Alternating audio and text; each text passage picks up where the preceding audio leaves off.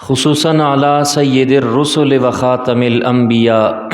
اعوذ باللہ من الشیطان الرجیم، بسم اللہ الرحمن الرحیم۔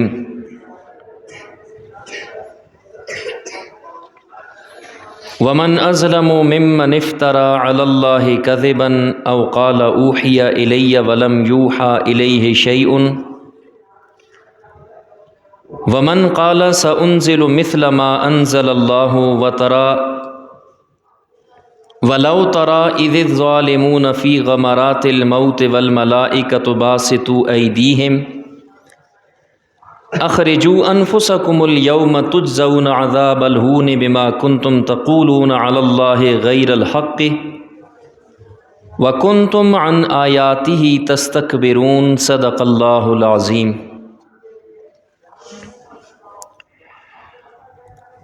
سورہ انعام 7واں سپارہ، آیت نمبر 93۔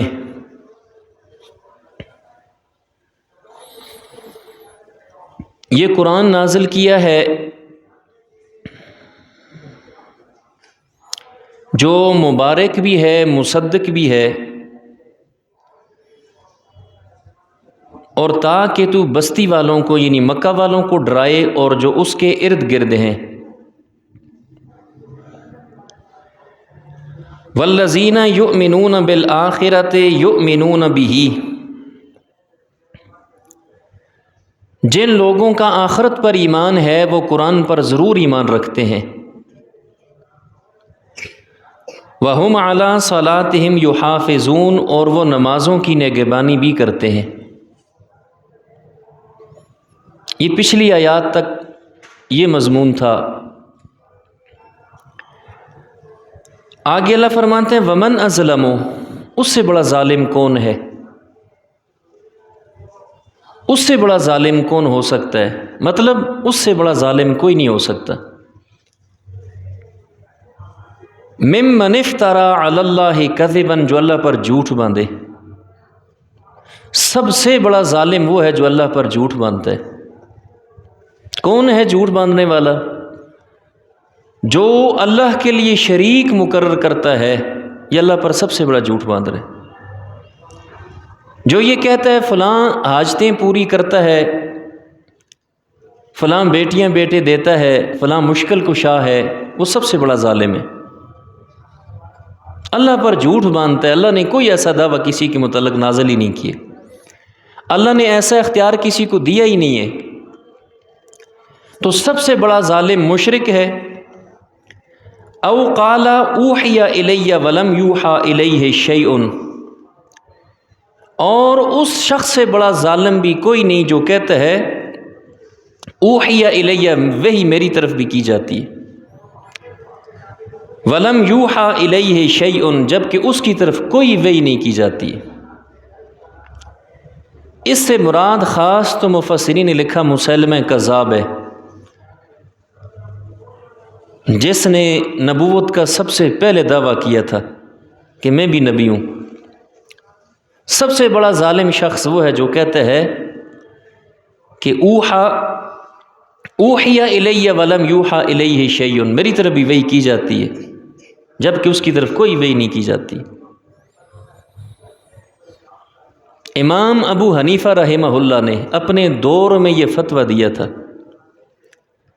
جب انہوں نے دیکھا کہ حالات اس طرح ہیں، ایک خبیث اٹھتا ہے وہ کہتے ہیں میں نبی ہوں، دوسرا خبیث اٹھتا ہے کہتے ہیں میں نبی ہوں، تو پھر لوگ بھی جا کے پوچھتے ہیں ہاں بھائی اگر آپ نبی ہیں تو آپ کے نبی ہونے کا معجزہ کیا ہے، دلیل کیا ہے، کتاب ہے کوئی؟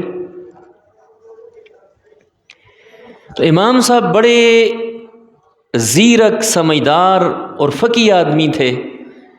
اس زمانے میں انہوں نے ایک فتویٰ تحریر کیا تھا کہ کوئی بھی شخص نبوت کا دعویٰ کرے، اس سے جا کے معجزہ مانگنا یہ بھی کفر ہے۔ کوئی بھی جھوٹے نبی سے جا کر یہ پوچھے کہ تو اگر نبی ہے تو تیرے پاس معجزہ کیا ہے، تو کہا یہ کافر ہو جائے گا ایسا شخص۔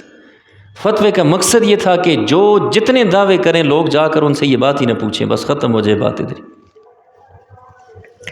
لیکن بعض اوقات انسان حیران بڑا ہوتا ہے اپنی اس مخلوق پر، اندھی مخلوق پر، کہ مرزا کانے نے جب نبوت کا دعویٰ کیا تو اس کے بھی ماننے والے لاکھوں ہوئے نا۔ اس کی وہ کتاب ہے کہ نا 16 جلدوں میں کہ 22 میں اس نے لکھی ہے، روحانی خزائن۔ اس میں لکھا ہے کہ جو فرشتہ اس پر وہی لے کر آتا اس فرشتے کا نام ہے ٹیچی ٹیچی۔ یقین مانے جی، انسان حیران ہوتا ہے کہ کوئی ماننے کی چیز ہو تو بندہ مان بھی لے چلے، اتنی مضحکہ کا خیز باتیں، لیکن ماننے والوں نے پھر بھی مانی ہے۔ یاد رکھیں اس کی کتابوں میں لکھا ہے کہ جو فرشتہ اس کے اوپر وہی لاتا تھا اس فرشتے کا نام لکھا ہے وہ ٹیچی ٹیچی، اس فرشتے کا نام۔ ماننے والوں نے پھر بھی اس کو مانا۔ اس مسیلمہ کذاب ظالم نے جو ہے نا خط لکھا تھا، رسول اللہ کو اس نے خط لکھا تھا، اور لکھتا ہے من مسیلمہ محمد الرسول اللہ الی محمد بن عبداللہ۔ خود کو رسول اللہ لکھتا ہے، کہتا ہے مسیلمہ جو اللہ کا رسول ہے، یہ خط اس کی طرف سے پہنچے کس کو؟ محمد بن عبداللہ کو پہنچے۔ کہتا ہے کہ عرب کی زمین آج کے بعد تقسیم کر دی گئی، آدھی پر تیری نبوت چلے گی، آدھی پر میری نبوت چلے گی۔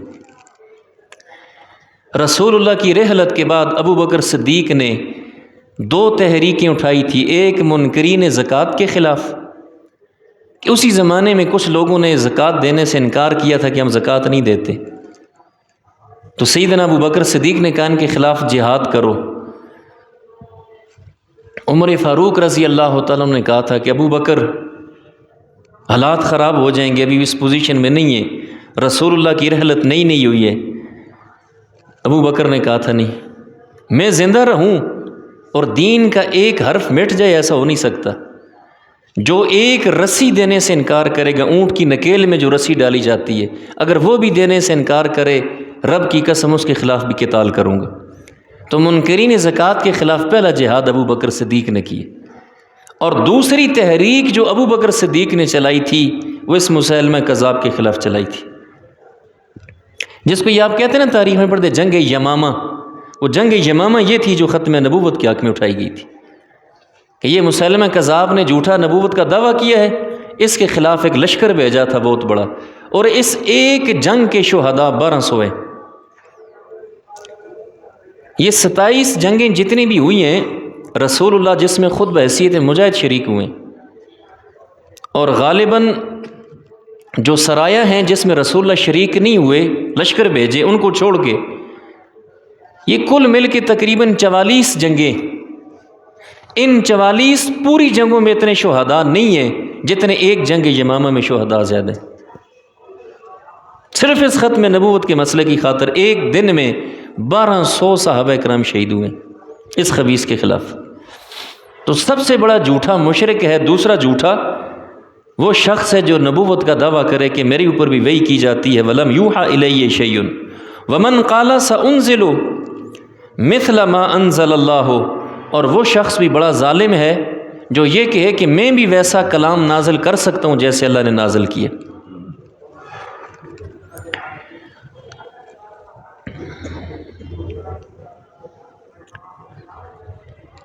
وَلَوْ تَرَىٰ، اور کاش کہ تو مخاطب دیکھے، اِذِ الظَّالِمُونَ فِي غَمَرَاتِ الْمَوْتِ، ایسے جو ظالم ہوں گے موت کی سختیوں میں ہوں گے، وَالْمَلَائِكَةُ بَاسِطُو أَيْدِيهِمْ، اور فرشتے ہاتھ آگے بڑھائیں گے، أَخْرِجُوا أَنفُسَكُمْ، نکالو اپنی جانوں کو، الْيَوْمَ تُجْزَوْنَ، آج تم جزا دیے جاؤ گے، عذاب الہون، رسوا کن عذاب، بما کنتم تقولون علی اللہ غیر الحق، اس کے بدلے میں جو تم اللہ کے بارے میں ناحق دعوے کرتے تھے، چاہے وہ نبوت کا دعویٰ ہو یا وہ شرک کا دعویٰ ہو۔ وَكُنْتُمْ عَنْ آیَاتِهِ تَسْتَكْبِرُونَ، اور تم اس کی آیات کا انکار کرتے تھے۔